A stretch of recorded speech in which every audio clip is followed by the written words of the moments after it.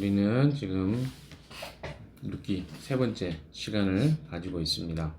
룻기에 이제 어제 이야기했던 이야기를 통해서 룻과 또 다른 며느리였던 이 뭐죠? 오르바. 예. 아침이어서 잠깐 생각이 안 납니다. 오르바가 떠나가게 되는 이야기가 어제 있었죠.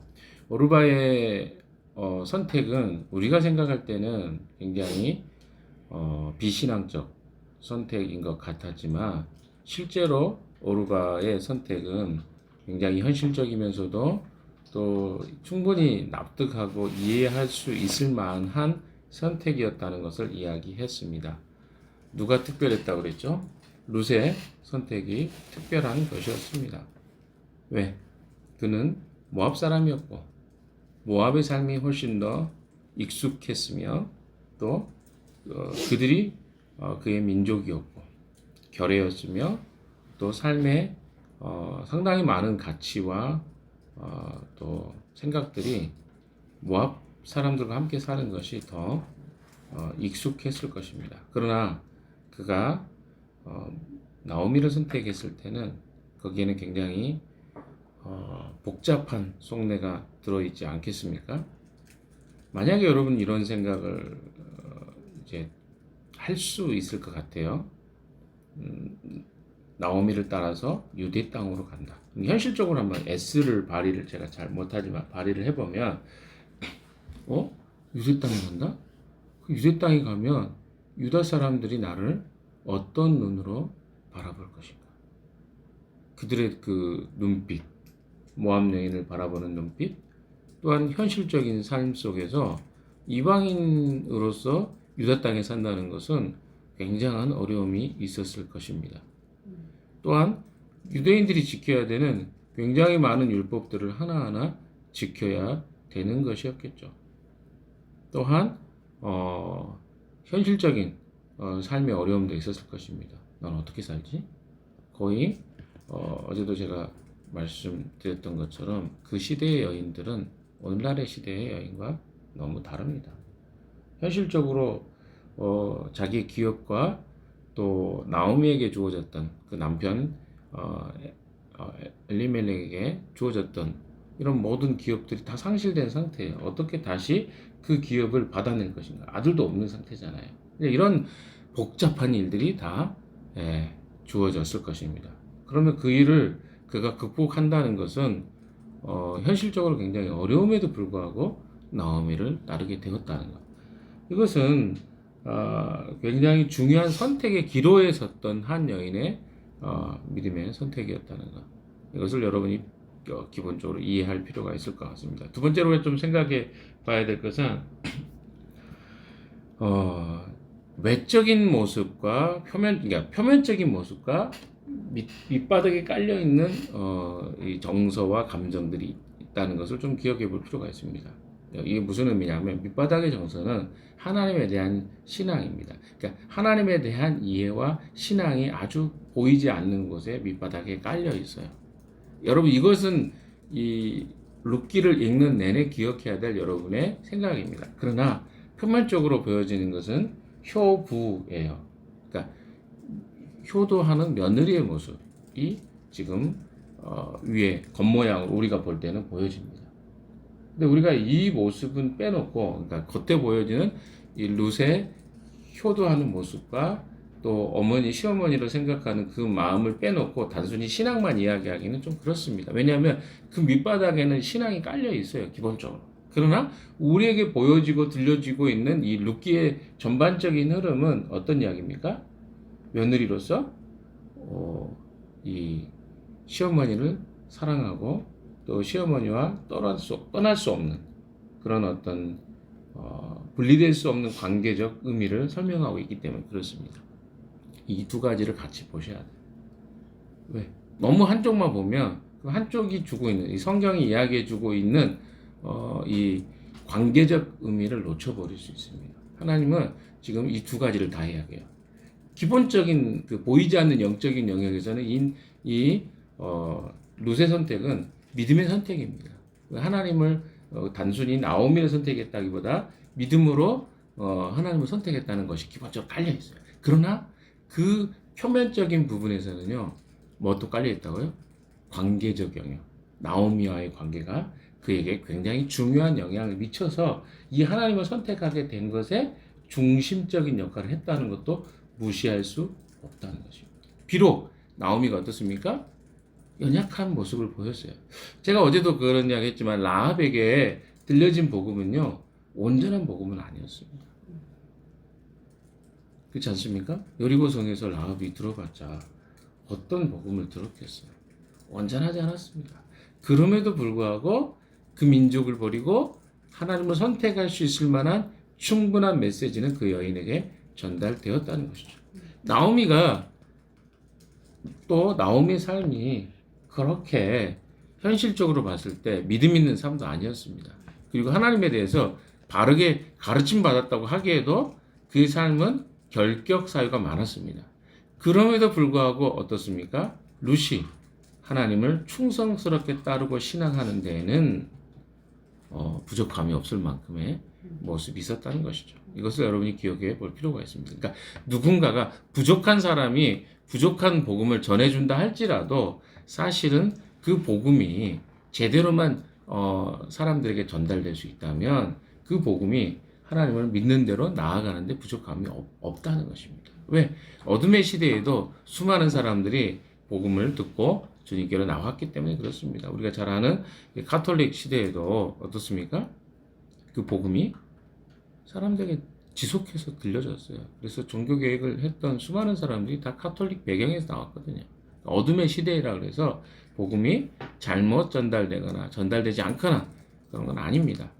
하나님이 그 복음을 전수하는 분이시기 때문에 그렇습니다. 이걸 좀 이야기해 놓고 올라가 보도록 하겠습니다. 15절부터 이야기를 해볼까요? 그러자 나오미가 다시 타일루죠. 세 번째 이야기입니다. 이때는 조금 더 강하게 이야기합니다. 두 번째 이야기도 강했죠. 처음 이야기할 때는 조금 가볍게 이야기했다가 두 번째 이야기는 굉장히 현실적인 이야기를 하다 보니까 오르바가 돌아갑니다. 근데 세 번째로 이 룻이 끝까지 그를 따르겠다고 하니까 15절의 이야기를 하죠. 같이 한번 읽읍시다. 시작. 그러자 나오미가 다시 타올랐다. 보아라, 내 동서는 저의 결례와 신에게로 돌아갔다. 너도 내 동서의 뒤를 따라 돌아가. 자, 여기서 우리가 보십시오. 나오미가 좀 더 세게 이야기합니다. 어떤 부분이 센 이야기일까요? 이걸 네가 정확하게 이해했으면 좋겠다. 내가 돌아가라고 하는 말입니다. 네 동서는 어때요? 너와 같은 처지에 있었던 이 오르바는 저의 결에 자기 민족이죠. 민족이 이 돌아간다는 말은 이런 거 민족에게 돌아갑니다. 또 그 말은 자기 신에게 돌아간다. 그러니까 이 선택이 무엇을 의미하는지를 이야기해 줍니다. 단순하게 너는 시어머니를 따르고 그냥 나와 함께 있는 것의 의미가 아니야. 지금 나를 따른다는 것은 네 민족을 버리는 거고 너의 신을 버리는 거야. 너 그래도 이거 따라오겠니? 이런 이야기인 거죠. 그래서 너는 돌아가라. 이것은요 굉장히 현실적인 사랑하기 때문에 하는 이야기예요. 며느리를. 왜? 이거는 그렇게 가벼운 이야기가 아니야. 지금 네가 나를 따라온다는 것은 네 민족 전체를 버리는 거고 또 어떻습니까? 너의 신을 버리는 거야. 너 그런 일 할 수 있겠어? 그러니까 그냥 가. 이런 말이거든요. 그런데 롯이 이렇게 대답합니다. 16절 시작. 나더러 어머니 곁을 떠나가거나 어머님을 뒤따르지 말고 돌아가라고 강요하지 마십시오. 어머님이 가시는 곳에 나도 가고 어머니 머무는 곳에 나도 머물겠습니다. 어머님의 결의가 내 결의이고 어머님의 하나님이 내 하나님입니다. 17절도 읽읍시다. 어머님이 숨을 거두시는 곳에서 나도 묻히겠습니다. 죽음이 어머님과 나를 떼어놓기 전에 내가 어머님을 떠난다면 주님께서 나에게 벌을 내리시고 나더러 내리신다고 하여도 달게 받겠습니다. 네. 여러분 이 이야기를 한번 쭉 들어보시면 어떤 이야기입니까? 며느리가 시어머니에게 할 수 있는 최고의 고백 아니겠습니까? 나중에 여러분이 결혼해가지고 이런 고백을 한다면 어머님이 좋아하실 것 같죠. 어휴 끔찍한 소리 하지 말아라 이렇게 할 수도 있을지 모르겠어요. 그러나 속으로는 좋아할 겁니다. 왜? 누구나 다 이런 고백은. 그래서 저는 이 이야기를 들으면서 궁금증이 생기잖아요. 어떻게 룻은 이런 고백을 할 수 있었을까? 대체 이게 무엇을 의미했을까? 이 내용을 정리해보면 이런 거죠. 버릴 수 없어서 버립니다. 버릴 수 없어서 버리겠습니다. 이 말이거든요. 이 말은 뭐예요? 나오미 시어머니를 버릴 수 없어서 나는 나의 민족과 나의 결례와 나의 신을 버리겠습니다. 이 고백이거든요. 그러니까 제가 전에도 여러 가지 선택에는 대가가 따르는 것입니다. 내가 한 여자를 선택하고 한 남자를 선택하면 버리는 것들이 많아요. 수많은 여자들과 수많은 남자들을 버리는 거예요. 똑같은 겁니다. 그만큼 진중하고 중요한 것이죠. 그러니까 이 룻이 선택했던 선택은요, 단순하게 하나의 선택이 아니었습니다. 수많은 것을 버려야 했던 것입니다. 우리가 주님을 믿고 따른다는 것은요, 사실 이런 거예요. 우리는 주님도 믿고요, 제가 따르는 것도 버리지 못하겠습니다. 그 뭐예요? 저는 버릴 수 없습니다. 둘 다. 그러나 룻의 선택은 무엇입니까? 버릴 수 없어서 버리는 것을 선택했다는 것이죠. 근데 거기에 뭡니까? 어머니 곁을 떠나라거나 어머님을 뒤따르지 말고 돌아가라거나 강요하지 마. 그러니까 이거 굉장히 진중한 고백입니다. 강요하지 마십시오, 어머니. 이제 저 이거 선택이에요. 이 말 하는 거예요. 어머님이 가는 곳에 나도 가고, 어머님이 머무르는 곳에 나도 머무르겠습니다. 어머님의 결례가 내 결례가 되고, 어머님의 하나님이 내 하나님입니다. 그러니까 이거는 선택하겠다는 거예요. 그러니까 그 여인이 아마, 저는 이런 생각을 해요. 룻이 여기서부터 신앙이 엄청나게 좋았을 거라고 저는 생각하지는 않습니다. 그러나 분명하게 그 여인이 가지고 있는 충성심은 놀라운 일이에요. 왜냐하면 그 어머니 나오미는 그 하나님을 충성스럽게 따르지 않고 어떻게 해요? 버렸거든요. 선택한다는 건 버린 거거든요. 버리고 갔거든요. 그런데 어떻습니까? 이 버렸던 어머니를 다시 이제 돌아가는 길에 따른다는 거거든요. 이게 어떻게 쉬운 일이겠습니까? 그러니까 이것은 그 여인이 믿음이라기보다 이 어머니가 보였던 하나님에 대한 신앙과 하나님 가르쳤던 하나님에 대한 내용이 이 버렸던 어머니보다 훨씬 더 충성스럽고 믿음이 좋은 것을 보게 됩니다. 참 신기하죠? 때때로 우리가 그런 사람들을 보게 됩니다. 예수님도 예수님의 그 생애 3년의 기간 동안 수많은 사람들을 만나셨을 거 아니에요? 근데 대부분의 사람들은 믿음이 좋지 않습니다. 그런데 가끔씩 예수님이 감탄을 하시는 분들이 있어요. 어떤 사람들이 있어요? 백부장 같은 사람이죠. 주님 말씀만 하십시오. 이 충성스러움이거든요. 그러니까 주님을 믿는데 어떤 태도로 믿느냐는 굉장히 중요한데, 룻은요 이런 백부장과 같은 태도, 라합과 같은 태도로 신앙을 했습니다. 그러니까 태도가 좋은 사람들이 있어요. 신앙생활할 때. 그러니까 하나님을 믿는데 어떤 태도로? 충성스럽게 믿는 사람이 있는 거죠. 라합은 기본적으로 모함 여인이었지만 그가 믿는 하나님은 충성스럽게 따르는 하나님이었습니다. 그러니까 그 시대에 사람들에게는 없는 일이었어요. 어떤 사람들, 사사기의 어떤 사람들도 하나님을 충성스럽게 그렇게 따르고 믿는 사람이 없었던 시대거든요. 그런데 어떻습니까? 이 여인 룻은요, 비록 하나님을 온전하게 알지는 못했어요. 그러나 그 어머니를 충성스럽게 따르듯 그는 하나님을 충성스럽게 따를 것을 선택하는 지금 그 시기에 있는 것입니다. 굉장히 중요한 것입니다. 충성스럽다는 것은요, 삶의 전반적인 태도입니다. 근데 충성스럽지 않은 사람들이 의외로 우리에게는 많습니다. 대부분은 충성스럽지 않고 특별하게 몇몇 사람만 충성스러울 수 있습니다. 그건 참 하나님이 각자마다 다 주신 성품과 성향들인데 충성스러운 사람들이 있어요. 그러니까 처음 주님을 알아도 이렇게 신실하게 주님을 따르려고 하는 자들이 있다는 거죠. 이런 사람들 하나님이 굉장히 소중하게 여기시는 것들을 보게 됩니다. 그러니까 두 가지를 같이 못하는 거예요. 하나를 하면 하나에 어때요? 충성스럽죠. 대표적인 사람이 신약에 누가 있습니까? 바울 있지 않습니까? 바울은요 유대교를 신봉할 때도 충성스럽게 신봉했어요. 근데 그 성품이 어디로 갑니까? 기독교를 신앙할 때도 어때요? 충성스러움이 그대로 나오죠. 그 성품은 달라지지 않는다는 거예요. 그러니까 참 신기하죠.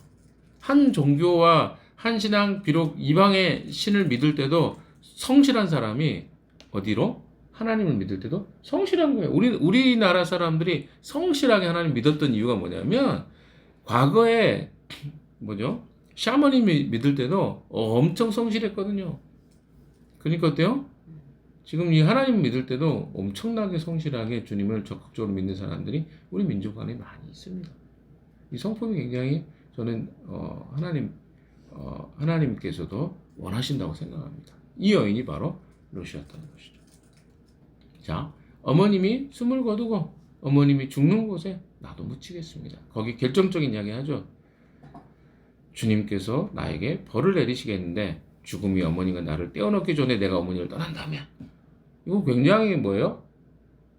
선언적 의미잖아요. 약속을 해버리는 거예요. 하나님 앞에 서원해버려요. 저는 만약에 내가 어머님을 떠난다면 이게 무엇입니까? 이거 굉장히 내가 어머니를 떠나서 따로 결혼한다거나 그러니까 떠난 상태에서 결혼하는 걸 하지 않겠다. 기업 모르는 상태를 유지하겠다. 그런 거거든요. 그럼 기업 모를 상태가 뭔지도 잘 모르는데도 불구하고 이 여인은 이걸 선택한 거야. 이거는 참 한마디로 평생 나는 뭘로 살겠다? 과부로 살겠다. 이걸 선택한 거예요. 어떻게 보면 어떻게 보아스가 뭐 자기의 기업 물을 짜고 여기까지 알았겠습니까? 모함 여인이 잘 모르는데 그녀이 안 했겠죠. 자, 18절 봐봅시다. 시작. 나오미는 룻이 자기와 함께 가기로 굳게 마음 먹은 것을 보고 더 이상 말리지 않았다. 아마 저는 여기서 보이지 않지만 아무 말도 안 하잖아요. 누가? 왜 안 했을까요? 그렇게 생각하죠. 그러나 여기는 조금 더 의미가 있을 것 같아요. 왜냐하면 나오미는 이렇게 순전하지 않았거든요. 나오미가 그 다음에 고백들을 보시면 압니다. 20절 한번 보십시오. 베들레헴에 도착한 다음에 사람들이 난리가 났어요. 온 마을이 떠들썩했다 그래서 19절에 보면 아낙네들이 이제 여자들이 그냥 또 그 빅마우스니까 빅마우스들이 나타나서 이게 정말 나오미 맞아? 막 난리가 난 거예요. 그래서 20절에 보시면 봅시다. 시작. 나오미가 그들에게 대답하였다. 나를 나오미라고 부르지 마십시오. 전능하신 분께서 나를 몹시도 괴롭게 하셨으니 이제는 나를 마라라고 부르십시오. 마라가 무슨 뜻입니까? 괴로움이라는 뜻입니다. 마라의 쓴물 여러분 기억나시죠? 그러니까 여러분 나오미는요 무슨 생각을 했냐면 자기가 부끄러움과 수치라고 생각했어요. 왜? 자기가 하나님을 떠난 결과가 이런 결과로 하나님 자기를 어때요? 괴롭히셨다. 나에게 즐거움을 다 빼앗아. 원래 그 나오미 이름이 나의 즐거움이잖아요.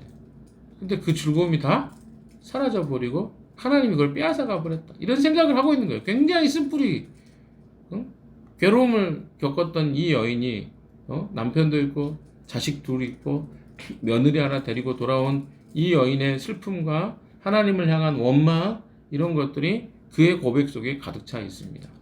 21절에 이야기하잖아요. 나는 가득 찬 채로 이것을 떠났습니다. 그러나 주님께서는 나를 텅 비어서 돌아오게 하셨습니다. 그래서 그 여인이 고백이 뭡니까? 주님께서 나를 치셨습니다. 전능하신 분께서 나를 불행하게 하셨습니다. 이건 뭡니까? 나오미의 잘못된 생각이에요. 우리에게도 이런 생각이 굉장히 많지 않습니까? 내가 무슨 일이 생기면 뭐라고 해요? 하나님 잘못. 내가 좋은 일이 있으면 내가 잘해서 축복을 받았다. 이렇게 생각해요. 근데 여기 전형적으로 그렇게 나오죠. 주님께서는 나를 텅 비어 돌아오게 하셨어요. 갈 때는 가득 찬 상태로 떠났는데 즐거움, 기쁨이었잖아요. 원래 이름 자체가. 엘리멜렉도 어떻습니까? 그 이름이 하나님 나의 왕이시다. 이런 상태로 떠났단 말이에요. 그런데 어때요? 돌아올 때 되니까 텅텅 비어서 왔다. 아무것도 없다 나에게는. 그리고 주님께서 나를 치셨다. 전능하신 분께서 나를 불행하게 하셨다. 아니 하나님이 불행하게 했어요? 자기가 그거 버리고 떠났지. 이런 것들을 잘못 오해하고 있는 것입니다. 이게 나오미 상태예요. 그러니까 아까 제가 이야기 드렸죠. 나오미하고 룻이 너무 다른 거예요. 18절에. 그러니까 할 말이 별로 없는 거예요. 아니 이방 여인인데 얘는 왜 이렇게 충성 그렇지, 자기 충성스럽지 않은 자기 모습과 대비가 되지 않겠습니까? 할 말이 뭐가 있겠어요. 자기는 그런 생각 안 하는데 누구는 자기 며느리는 너무나 신실한 충성스러운 모습을 보이니까 이게 대비가 되는 것입니다. 이게 저는요 이 부분이 바로 사사기 시대의 이스라엘 백성과 이방 여인인 룻의 하나님을 향한 충성스러운 모습의 대비라고 생각해요. 왜? 이 시대에는 이런 사람이 없었다니까요. 어느 곳을 둘러봐도 이런 식으로 하나님을 믿고 따르는 자가 없었다. 그게 바로 룻기가 특별한 이유라는 거죠. 여러분 그래서 이거는요 이런 고백이 쑥 지나갈 때 우리 가볍게 여기면 안 됩니다. 왜? 이렇게 사는 사람이 그럼 요즘에 있냐? 없다는 거예요. 하나님 한 분으로 자기 온 삶을 주인 삼고 정말 그것에 심취돼서 정말 그렇게 하나님을 신앙하는 자가 얼마나 있겠습니까? 이게 바로 룻기가 우리에게 룻의 신앙에 대해서 하나님에 대한 충성성에 대해서 스포트라이트를 비춰주는 이유입니다. 주님은 이런 자를 찾고 계신다는 것입니다. 마지막 22절을 같이 볼까요? 시작. 이렇게 하여 나오미는 모압 여인 며느리 롯과 함께 모압 지방에서 돌아왔다. 그들이 베들레헴에 이르렀을 때는 보리를 거두기 시작할 무렵이었다. 자, 여기 22절에는요 힌트가 하나 나옵니다. 어떤 힌트가 나옵니까? 나오미의 고백이 어떻게 바뀌어질 것인가에 대한 힌트예요. 나오미는 스스로 뭐라 그랬어요? 나는 가득 찬 채로 이것을 떠났지만 돌아올 때는 텅 비어 돌아왔다. 근데 하나님이 어떻게 하셔요? 다시 가득 채우실 것을 메시지로 성경은 보여주고 있습니다. 이미 그 메시지가 22절에 보리를 거두기 시작할 무렵입니다. 하나님은요 늘 우리에게 풍성한 것을 주시는 분이십니다. 내가 생각할 때는 하나님 나를 비우게 하셨다. 하나님 나를 괴롭게 하셨다. 불행하게 하셨다. 이렇게 생각할지 모르겠습니다. 아니 그렇게 생각해요. 그러나 하나님 계획은 언제나 어떻습니까? 우리를 풍성하게 하시는 것입니다. 요한복음에도 그런 이야기 했잖아요. 양으로 생명을 얻게 하고 더 풍성히 얻게 하기 위해서 주님이 오셨다. 내가 온 것은 양으로 생명을 얻게 하고 더 풍성하게 한 것들을 주기 위해서 주님이 오셨다. 그래서 인간에 뭐가 있을 때 그 필요가 채워지는 거죠? 결핍이 있을 때, 텅 비었다고 생각할 때, 괴롭다고 생각할 때, 내 인생이 불행하다고 생각할 때 하나님은 그 필요를 채우시는 거예요. 내가 채워졌다고 할 때는요 사람들 하나님 찾지 않습니다. 그러나 내가 부족하고 결핍이 있다고 생각할 때 하나님은 그 결핍을 채우시는 분이시라는 것. 이것을 기억할 필요가 있습니다. 룻은요 그의 결핍과 상관없이 절대적으로 그 어머니를 선택했고 그 민족을 선택했고 그 신 대신 하나님을 선택했습니다. 왜? 거기에 우리가 퀘스천이 있겠죠. 그럼 우리가 조금 더 봐야 될 내용이겠지만 오늘까지 봤던 룻의 충성은요 어떻습니까? 모압 여인인데 어떻게 이런 생각을 가질 수 있을까? 죽음을 걸고 목숨을 걸고 하나님을 선택한 하나님의 백성을 선택한 이 룻의 모습이 과연 우리에게는 어떻게 비춰질 것인가? 그 이상하게 비춰질 수 있죠. 왜? 기이한 모습입니다. 아무도 그렇게 살지 않기 때문에. 그래서 우리는 이랬죠. 다 그렇게 살지 않는데 나도 적당히 살면 되지 않나? 이런 생각이 이 시대에 팽배해요. 저건 너무 지나친 거 아닌가? 아니 우리 공동체 이 정도 하는데 내가 여기만큼만 하면 되는 거 아닌가? 늘 우리는 여기서 만족하며 비교를 통해서. 그러나 하나님 어떻습니까? 절대적인 관계와 절대적인 상대성이 아니라 절대적인 것으로 하나님을 대하기를 원하십니다. 하나님께 지나침은 없습니다. 성경의 곳곳에 보십시오. 지나치다고 생각하는 것들이 그것은 어떤 관점에서 바라보는 것들이었습니까? 이 세상의 관점에서 바라볼 때 지나친 것들이에요. 너무 지나치게 하지 말아라. 신앙생활 적당히 하는 거야. 이런 이야기 많이 들어봤을 거예요. 근데 그것은요, 신앙생활 하는 사람들에게만 이야기하는 게 아니라 모든 사람들이 이야기하는 겁니다. 노무현 대통령이 했던 말이죠. 모난정이 돌 맞는다. 그렇죠? 모난돌이 정 맞는다 그러죠. 모난정이 아니라 모난돌이 정 맞는다. 왜? 튀어나오면 두드러 맞는다는 거예요. 그건 일반 부모들도 하는 이야기입니다. 그러니까 뭐예요? 평범하게 살아라. 너무 튀지 말아라. 이 세상이 그렇지 않습니까? 우리는 늘 그렇게 살아요. 그래서 그게 특별한 게 아니에요. 그러나 하나님 원하시는 건 뭡니까? 특별한 사람 원하셔요. 어떤 사람들? 하나님 앞에 전심으로, 전력으로 하나님 선택하고 따르는 자들. 그래서 주님은 뭐라고 이야기하십니까? 주 너희 하나님을 사랑하되 목숨과 마음과 뜻과 생각을 다하여 주 너희 하나님을 사랑하라. 이것이 첫 번째 계명이다. 그렇게 사랑하는 사람이 어디 있어요? 룻은 그 부류에 해당하는 사람이었습니다. 사랑하는 여러분, 오늘 하루 주님과의 관계에서 여러분은 어떤 삶을 살고 계십니까?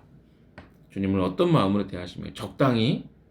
그런 사람이 많습니다. 여러분도 적당히 하시겠습니까? 아니, 주님이 찾는 사람은 전심으로 충성스럽게 주님을 따르는 자를 찾고 계신 것을 기억하고 오늘 주님을 전심으로 찾고 구하는 여러분 되시기를 주님의 이름으로 축원합니다. 기도합시다.